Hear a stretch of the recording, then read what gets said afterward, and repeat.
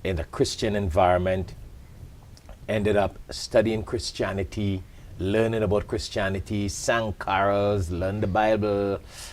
I even got a scholarship to become a pastor or priest, a scholarship that was given to me later on to become a pastor or a priest Wow. in the Christian ministry. Wow. Yes, and during that Unbelievable. period of time, it so happened that because my name was Muhammad, I ended up, Give it away a little bit there. that you're yeah, not Christian. I ended up having other Muslim missionaries who came, and to cut a long story short, they offered me scholarships also to go to study. And that's how I ended up studying, going abroad, and getting back into the Islamic faith, etc. But I used to go to church. I prayed to Jesus. I remember clearly we Interesting. had a picture of Jesus in our home. I will kneel down. I will pray to Jesus. I'll go to church every Sunday. Wow. And that's where my Christian background came from. Wow. And I know in 1975 you went to India to study Islam. And what interests you or motivated you to do this? So you've been in college, you've been studying Christianity, etc. And now, was it because these other Yes. leaders in the Muslim community came to you and said, we'll give you scholarship, and you knew that your background so was? they were Muslim missionaries, and they came and they were like, how come you're Christian? How come you're not Right. going to mosque? How come you're not practicing? So God has his ways of doing things. Really? You know, in Arabic, we call it hidayah, guidance. God has his ways of guiding you into his path. And they sponsored everything, scholarship, everything to go abroad and study. It was a difficult thing. My parents did not want me to go. Really? Of course, they were like, you have spent all these years in college, you have done all of this, we wasted our money, we wasted our time to make you somebody Oh, here, okay. and you're going to study this religious thing, what would that do to you? And well, as you know, the What influence Muslim, is that going to have to do with us now? in Yeah. those days, and remember, they were not practicing Right. as the real practicing Muslims are. So they did not look at this Islamic prestigious or scholarship anything, as right. something prestigious Yeah. or important.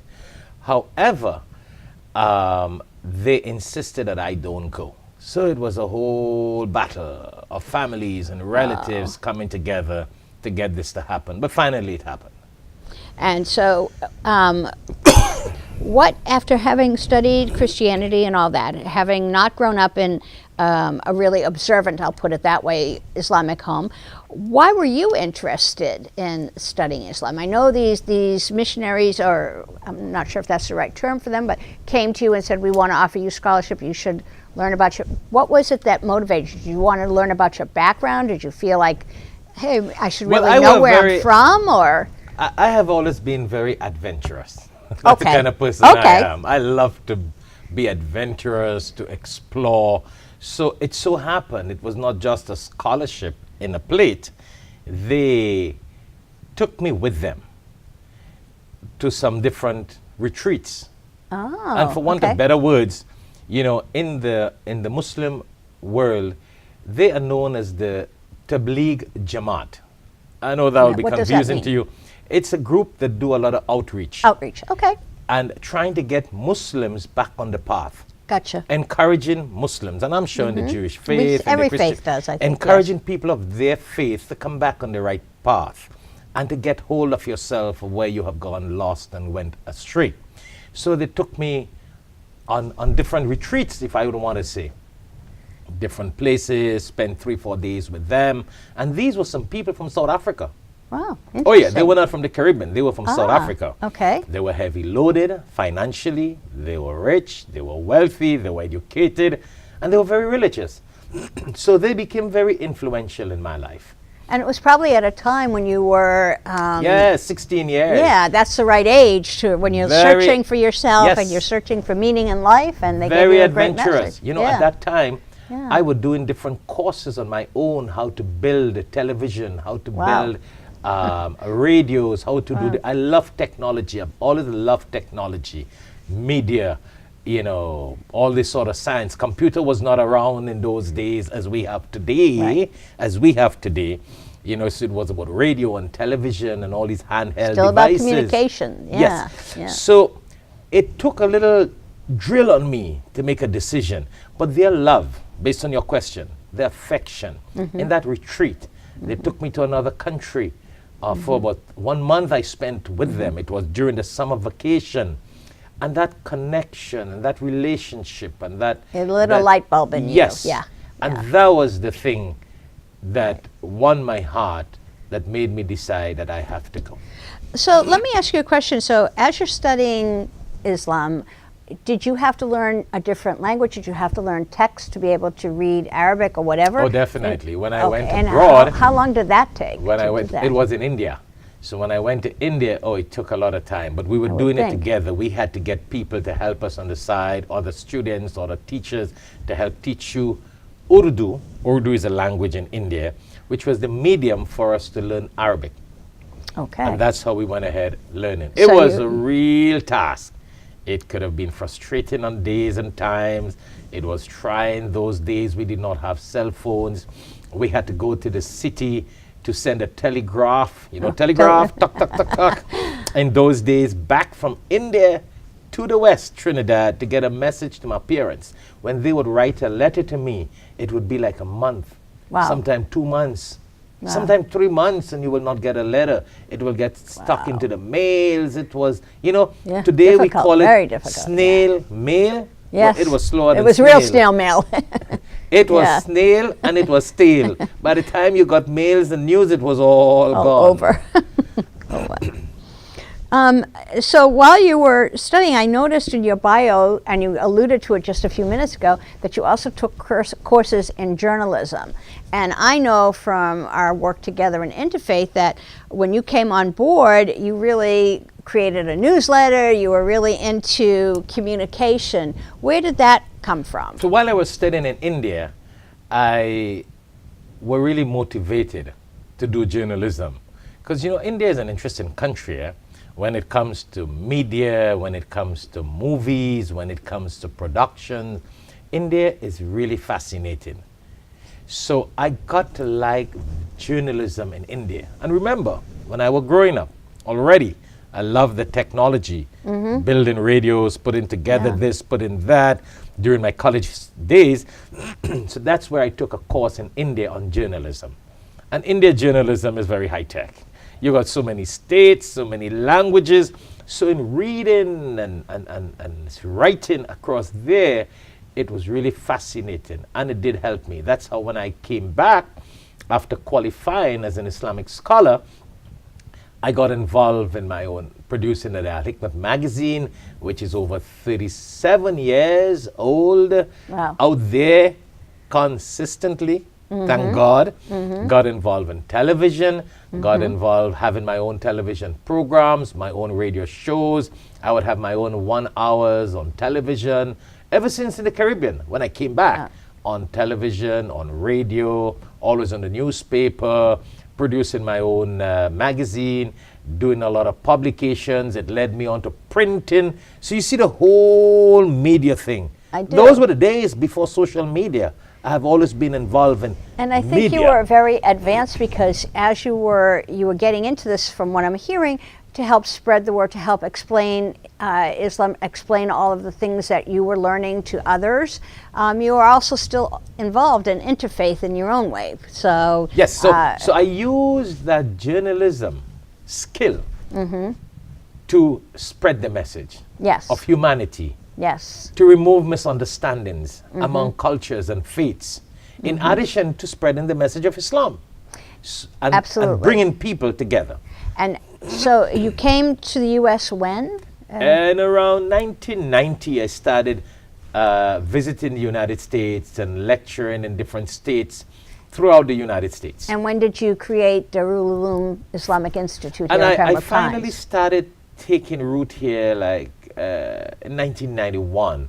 But from 90, I will come, go, spend most of the times, I would spend in the USA doing lectures and doing missionary work. In those days, you could have said that because, missionary work, Christians, Muslims, was a very prominent thing, very recognized thing. Even the U.S. immigration system accepted that missionary work. Nowadays, in many It could countries be a you cannot dirty say word, you're too. going to Yeah. do missionary work. Yeah. But in those days, it was welcome. Yeah. And so, Darul Uloom Islamic Institute, is it for religious services? Does it do education? Does it do social What?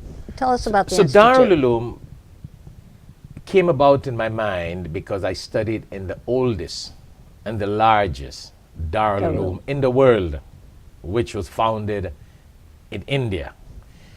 And that's where all the Darul Ulooms, whether it's Pakistan or Bangladesh or India or South all went to Africa study or there. in London, throughout the world, that's the mother. Okay. And I, thank God, have been Had that blessed to study opportunity. there. Yeah. So that dream of mine to establish a Darul Uloom in America, and I think I am the first person to have established a Darul Uloom named in the United States of America. Then you have a lot of Darul Ulooms came about in different states, different cities in America. So Darul Uloom is basically house of knowledge. It means Dar, house, Ul, of, the Ulum, knowledge. So Darul Uloom is based on education, teaching people, students. We produce imams. We educate people, imams, like pastors or spiritual leaders. And Al-Hikmat, so I need to share that. Al-Hikmat now is more the media section, the outreach department, interfaith, outreach, publications, social media, TV, radio, all the publications, everything come from Al-Hikmat. Al-Hikmat is a different organization entirely, Okay. totally different. And where Darul is the Uloom social different. services? Is that with Alhikmat? The provide- social services between both of them. For both of them. Like okay. community social services, but Al-Hikmat basically manage the social services. Okay. Okay.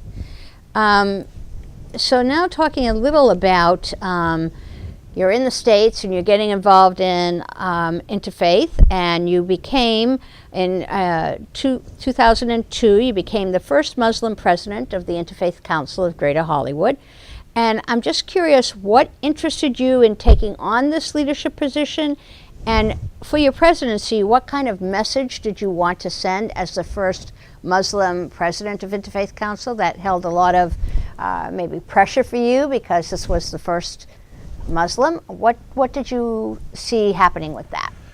Well, not only pressure, but because you're one of the very influential person in me becoming president of the Interfaith Council, which has been the most dynamic interfaith council in South Florida, you would remember that took place in 2001, the year 9/11 happened. Yes, I think it was right after, yeah. right after Right. 9/11. Yes. Okay. Yes. So there was a big need for this.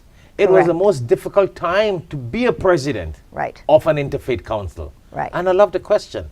But because we were involved in interfaith before 9/11, many years before 9/11, in the late 1990s, 97, 98, we were involved in interfaith here in South Florida. So by the time 9/11 happened, I was well known amongst the Jewish Christian communities. And that's how, I mean, you recommended me in your consultation with other Jewish leaders and Christian leaders for me to be elected to that position as the president. But as I said, 9/11, that's when Right. Very difficult time. Muslims were being beaten down. Correct. And here I got that position as the president. So my message there was to really remove differences, misconceptions, build bridges among cultures and faiths and misunderstanding. And we were able to accomplish that and show the interfaith relationship that we can have, even though you got radicals and you got people who do things and misrepresent religions. We as a people of humanity can still build those bridges. For the first time in Trinidad and Tobago, the former wife of Muhammad Ali, Dr. Khalila Ali, will be attending Alhikmat for the Caribbean and South America Interfaith Banquet Dinner, building bridges with other faiths and cultures. A message will be delivered by Shaikh Shafayat Muhammad, the founder of Alhikmat Dawah Services, on Sunday, March 17, 2019 at 4:30 p.m. at the Paradise Point Banquet Hall, Central Warehousing Complex in Charleville, Chaguanas, Trinidad and Tobago, West Indies. A table of 10 will be 1,500 TTs. To reserve a seat or table for your family members or your non-Muslim friends, you can please contact Al-Hikmat office, inshallah.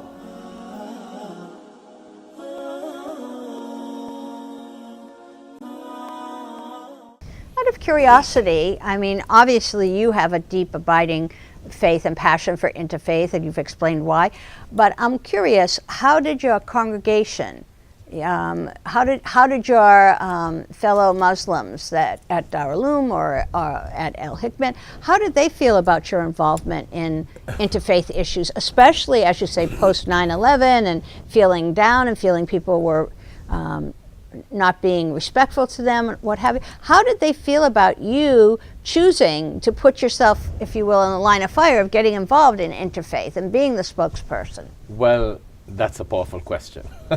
Very powerful, very powerful. I was there, I remember. Very powerful. Yes. In those days, there was a lot of tension among Muslims and Americans, in general, Americans.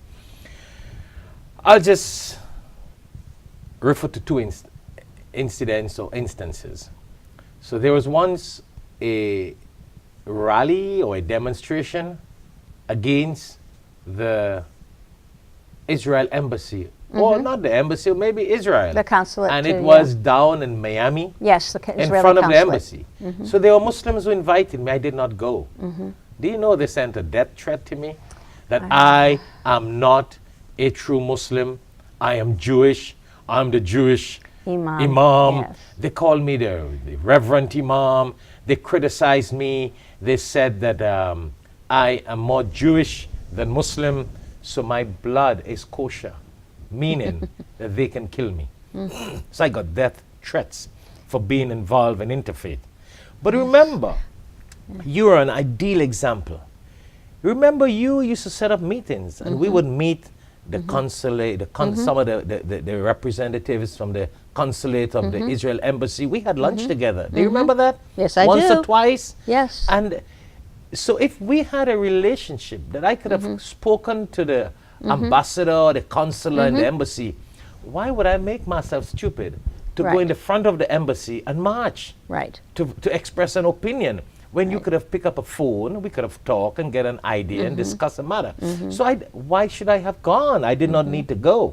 But check out what has happened. They threatened my life. I had one other guy tell me, these people only appointed you as president of the Interfaith Council because it's a way of killing you. So I had Muslims threatening my life, and I had Muslims telling me that the Jewish Christian people have put me into this position. So you'd be a target. So I'll be a target, so they could kill me in an indirect way. But thank God I'm still alive. Yes, yes. Thank God. I do But remember. you're really an important person in all this upbringing. I do remember that there was that the FBI came to the Institute because there were threats at that time. I remember that. And I also remember that you were really very outspoken. Part of the issues that we talked about with the Israeli consulate was the use of the word jihad and what it really meant as more of a spiritual journey to get to another level versus the politicalization of that word. And you spoke out about that, and I think that also made you a threat, but it was part of the education that you wanted to give. Jihad means to strive, and I kept on promoting the aspect of striving against Within your yourself. ego, your Yes. selfishness, and yourself to be a better person, Right. to do better for your own success in whatever ways it may be. But you're right, after 9/11, you had so much of FBI interrogation. On both sides, there were people who were looking at me as a threat. There were people who were threatening to kill me because of my involvement in interfaith. So sad. Now, and I may probably be jumping one of the questions you have.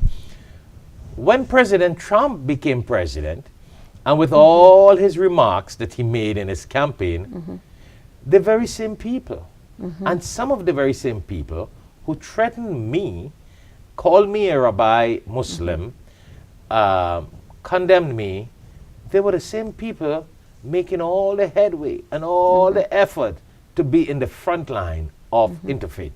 And I was like, why do you have to wait for something to happen?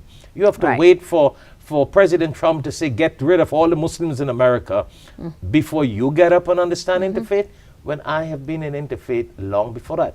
I have been in interfaith ever since in Trinidad and Tobago. When I qualified and I went back, I started my interfaith work in Trinidad in the year in the early 80s. I don't remember exactly what time, but in the early 80s. I think, I mean, absolutely. I know for the fact, I remember all of those threats. I also remember when we were in the executive committee talking about electing you as president of the Interfaith Council, and I still remember that there was one of the Jewish leaders that was involved in interfaith saying something to me about, can we really trust him? Wow. And I said, whoa, you know, this is interfaith and you're asking a question like that. That's, you know. But I remember those things. So that was the problem time. I went Yes. through. Muslims were criticizing me. Non-Muslims were criticizing me. It was really, It was it difficult. was really an effort. Yes. And I will say you were really, truly rewarded for all of your stick-to-itiveness with the interfaith and with the message that you were trying to give. I know that you received awards from the Interfaith Council, the David Keating Award, and that was an award given mostly for the individual who helps to promote interfaith understanding and education. The NCCJ, the National Conference of Christians and Jews, gave you an award, and I believe you were involved with their clergy dialogues as well. And the St. Thomas gave you an award as well. Tell me about that one. Well, in those days, in the late 90s and early 2000, you're talking 20 years ago, an average of 20 years ago. Wow.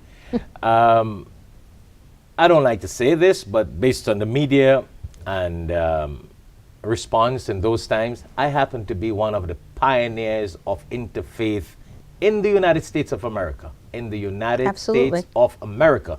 NCCJ was a national organization called the National Conference for Christian and Jews, and it made national news that for the first time you were having an Islamic scholar and a rabbi getting the Silver Medallion Award. And I Wow. got that award, which was a national award as a Muslim clergy. So history has it in America. Many organizations are involved in interfaith throughout America now, after 9/11, since, you know, all the different things. But I must say, thank God, at that time, on the records, yeah. I am one of the Few that were involved. few who are Yeah, the yeah. pioneers Absolutely. of interfaith in America. In South Florida, I happen to be the pioneer Yes, of interfaith. absolutely. No question about Yes, that. yes. As part of that pioneer, some of the things that you did, you were involved in a number of pulpit exchanges. You would go on a Sabbath, a Sunday for the Christians to a Yes, church, yes. and their priest would come and talk to your group. Same thing with the synagogues. What was it like for you to go into a different house of worship? It's one thing to have dialogues outside and you're doing educational conversation. What was it like for you to go into a house of worship that was different than your own, number one? And number two, when you were asked to do the pulpit exchange, what kind of message, what were your sermons about? Well, you got to remember, I grew up Christian. Oh, Went that's to right. church, So yeah, it was easy for went you to go Christian church. school. So I had that sort of biblical experience and background, thank God. And that that has been a major strength in my interfaith background. Because I've You been have that around, understanding. Yes, I've been to a absolutely. white, and I like to use the term because that's how it was called then, a white school, where everyone around me, my friends and my classmates, were all different from you, British but and they were yeah. all whites. Yeah. So I grew up being very multicultural. They were Christians and Jews of different faiths. So we played together, we had fun together, there was no problem. It was really nice. And I was very much liked by the principal of the school. That is the principal who got me the scholarship to be a pastor priest. You see, so when I go to churches or when I went to churches and synagogues, I really felt at home. It was not foreign ground for me. I really didn't. That's wonderful. There were a lot That's of people who thought and were very critical of me from the Muslim faith.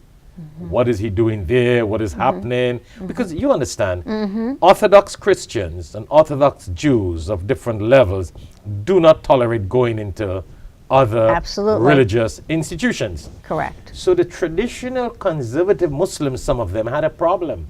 They thought my faith was gone when I go to a Jewish place or a Christian.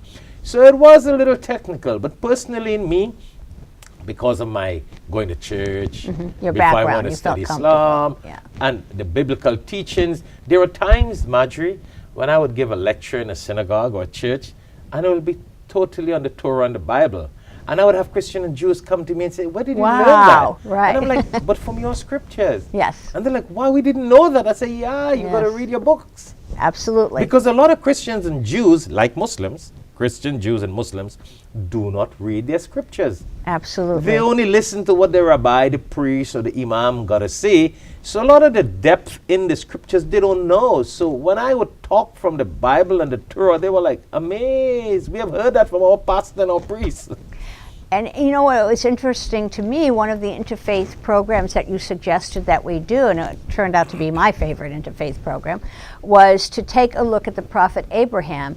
And we had a panel, if you recall, of different faith leaders who would talk from the text of what Abraham meant to their faith, to their particular religion. And to me, that kind of cut across something like what you're saying, is a basic understanding that we all share certain aspects. And that was so educational, Yes. because you were talking about the Torah, the Absolutely. Psalms, the Bible, the Quran, and you see so many commonalities in these scriptures, so educational for the congregation. And that was really healthy that we used to get going in those days. Yes. Absolutely, absolutely.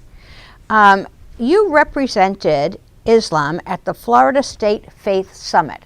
I beg ignorance, what is the Florida State Summit? So and I know that it was Governor Bush, that you had, again, another milestone of being the first Muslim Yes. involved in that, So invited to that that. was a summit that Governor Bush had spearheaded at the Capitol building in Tallahassee, Florida, the capital of Florida.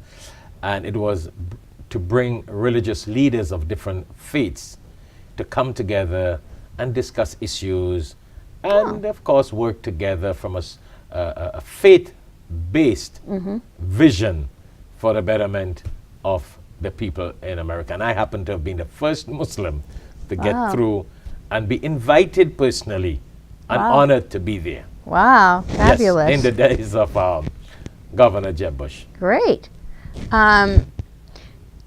This, to me, is fascinating, and I want to learn a little bit more about what you had to say, but I know that you have lectured on Islam and terrorism, hot words, to the Pembroke Pines Police, but also, I believe, to the FBI and to other law enforcement agencies. So really what I'd like to know is what were the key points that you discussed with them when you were talking about Islam and terrorism, and who initiated you coming to give those talks? Was it you suggesting that it would be important for them to learn this, or did it come from law enforcement? Both ways. Both ways, okay. Both ways. So after 9/11, you had this great misunderstanding, mistrust, and problems in America. And because I'm here based in Pembroke Pines, I had a good working relationship with the police officers and law enforcement. And remember, I've always had interfaith background before 9/11. Okay? So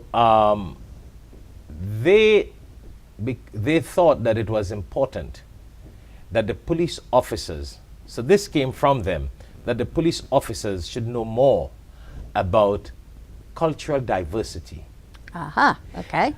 Reason for that is different cultures got different ways. You know, some people will bow. Some may not shake hands. They will bow. Some may not look at you in your eyes and talk. Direct contact, yeah. So police officers, law enforcement, immigration officers, law enforcement, they probably take this and these signs as As something other. suspicious. Right, right. Especially they're not looking you in the eye. Yeah, Yes, absolutely. and they will think you got something to hide. Right. It's disrespectful. And I'm just using those two Yes, examples. yes. Beside going into someone's home. In some people's home, you don't take your shoes off. In some homes, you take your shoes off. So you might go into a Muslim home and the lady will say, take your shoes off, please. The police officer will think something is wrong, or the FBI, or whoever it is. And some homes you go, the woman may not open the door because she does not allow strange men to come in the home when the husband is not there. Modesty So reasons, they yeah. saw the need.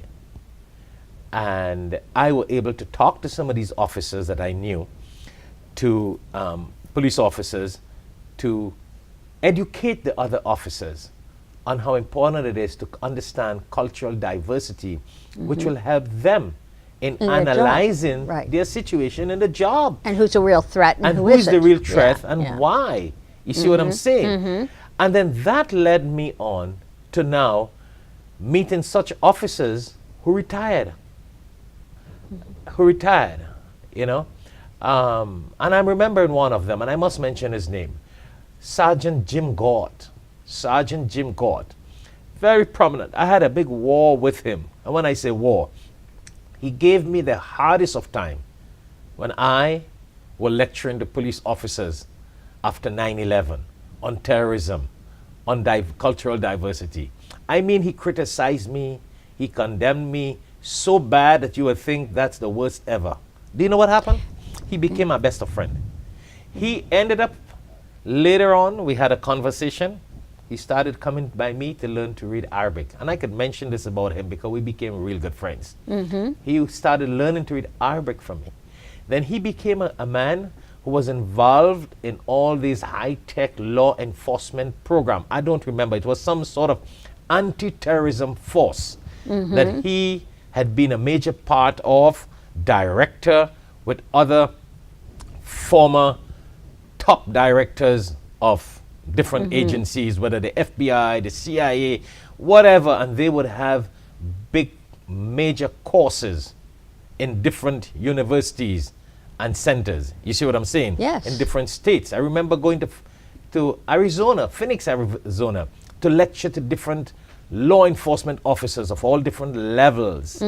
So that's how Sergeant Gort is the one who had invited me, okay, to go to these, and he would recommend my name to all these law enforcement meetings and educational training after 9/11 for me to lecture on anti-terrorism and on what is called multicultural diversity. So people understand the difference with Islam, with Muslims, with cultures, people who look like Muslims, people who don't. Because you remember, everybody was being targeted like a Muslim.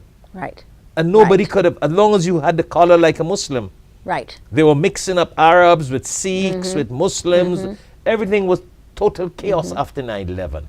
I do remember in one of our dialogues, you throwing out the question to the audience about where do most Muslims, where the background, where do they come from? Is it Arab countries or That's another elsewhere? point. And that was a very and telling the- thing for me.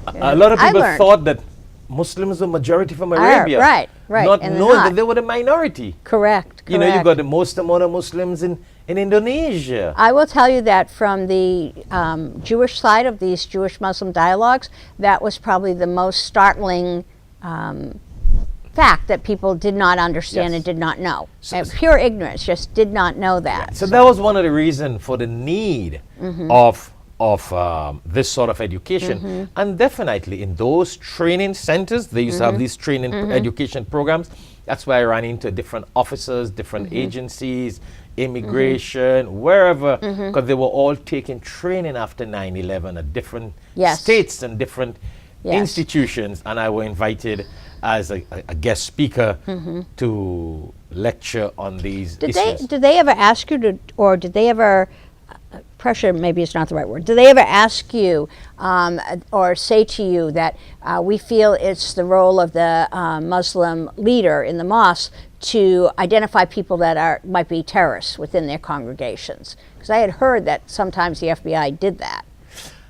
Well, And how did you respond to it? They never asked you? Never Okay. asked me that directly, but you know, you will pick that up in the atmosphere, because that is what was going on in Right, the then. country. See Yes. something, say something. Right. If you know, for the safety of everybody, you had to be very careful, because you never can tell. Muslim or non-Muslim could have been a threat wherever. Absolutely.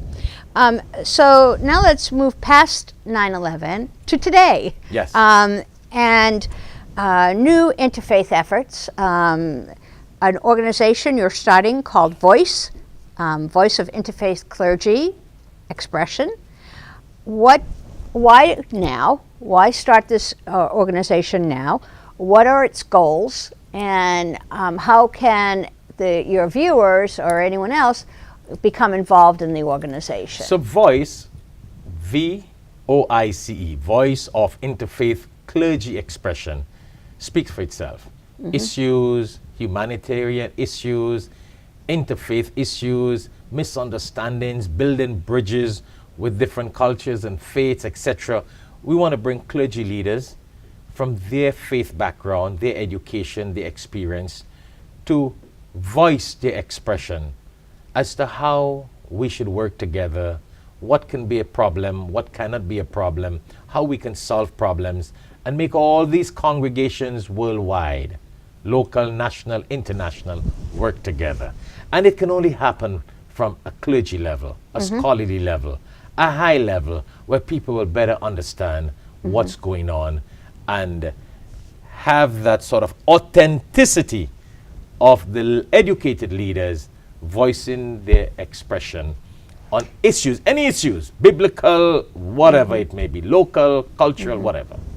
I'd like to get your opinion. I do see when there are incidents, Pennsylvania or elsewhere, happen, that's when you kind of see different clergy coming together, standing hand in hand, and it's wonderful to see that.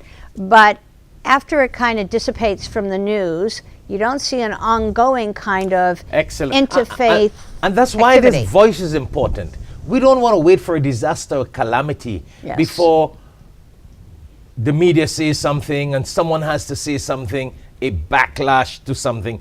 We want to speak in advance to prevent these things from happening. Yes.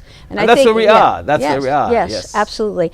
And I think just for sure, I think the reason this organization is so important, in my view, is that we really, in today's environment, need to have interfaith clergy, I feel, speaking up about how do you have civil conversations with one another where you may disagree about politics, but how do you create a beloved community, if you will? How do you create a community where we all feel that we're heard, and that we can be heard, and that we have some common goals? Of course, with all these sort of political differences, racial differences, religious differences, you need these sort of religious leaders to come forth and express themselves, that will be able to lead the congregations and the masses in the right direction, as opposed to after there is a problem, now we're talking. That does not solve the problem. And many times it worsens the situation. Because it's that photo moment where they all want to be seen, but there's not the work that has to take place to really get to know. Yes, I agree wholeheartedly. And I do think that the clergy have to be the moral voice of the community. I wish you much luck on that, and for any clergy that would like to get involved in this, they don't have to be in Pembroke Pines, they can be anywhere. Anywhere in the world. Just join us, The Voice, worldwide, national, local, international, so we can all work together and have that voice of unity and strength. Wonderful. Thank you so much for sharing this. It's been great. It has been a pleasure, and I'm accustomed interviewing people. I haven't had people question me, but this is really nice. I loved it, especially you with your background and your experience and your relationship with me and the kind of interfaith work we have done together. I also look forward to continuing to work with you in many other interfaith areas for the betterment, first of all, for the pleasure of God and for the Absolutely. betterment of humanity. So thank you very much also Thank you. for all these questions and an opportunity to share my views and on issues. And for me to get to know you even better, because I didn't know Yes. about your early background and upbringing. Right. So this has been exciting for me. Thank you very much, and my background and interfaith experience. So, viewers, it has been a pleasure today. I can't just say with myself talking with Marjorie, but Marjorie talking to me, and I having to share my interfaith background and experiences with her for the benefit of our viewers worldwide as to where we came from and how we are and where we went and how we are and where we are today and the achievement and the success in working together. So thank you very much for tuning in to Al-Hikmat TV. It has always been a pleasure to be with you, the audience, and continue to tune in to Al-Hikmat TV 24/7 online. A pleasure again to have Marjorie Aloni with us in Al-Hikmat studio. Thank you again very much, and Assalamu alaikum wa rahmatullahi wa barakatuh. For the first time in Trinidad and Tobago, the former wife of Muhammad Ali, Dr. Khalila Ali, will be attending Al-Hikmat for the Caribbean and South America Interfaith Banquet Dinner, building bridges with other faiths and cultures. A message will be delivered by Shaikh Shafayat Muhammad, the founder of Al-Hikmat Dawah Services, on Sunday, March 17, 2019 at 4:30 p.m. at the Paradise Point Banquet Hall, Central Warehousing Complex in Charleville, Chaguanas, Trinidad and Tobago, West Indies. A table of 10 will be 1,500 TTs. To reserve a seat or table for your family members or your non-Muslim friends, you can please contact Al-Hikmat office, inshallah.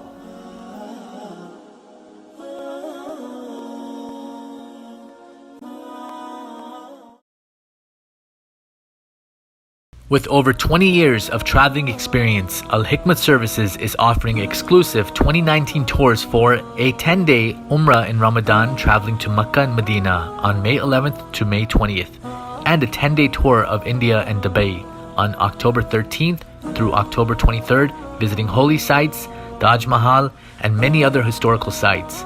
These groups will be led by Shaikh Shafayat. For more details, you can contact Al-Hikmat Dawah Services at 1-800-804-0267 or at 954-986-0158, or you can email us at alhikmat@alhikmat.com. Al-Hikmat now offering tours and travel services plus visa application and processing services for Umrah, Dubai, India, and many other countries. For more details, contact Al-Hikmat Services at 1-800-804-0267 or 954-986-0158, or you can email us at alhikmat@alhikmat.com.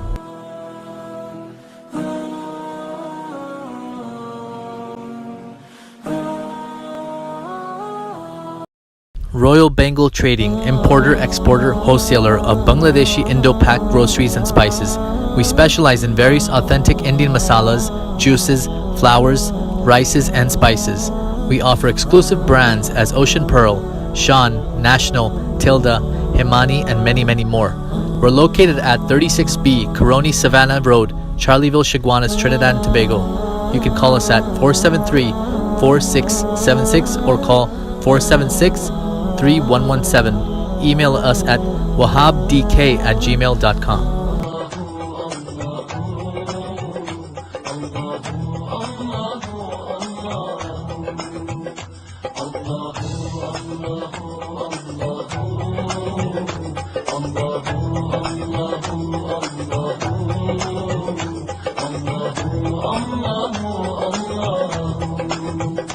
Truly he is the one, he has no father or son.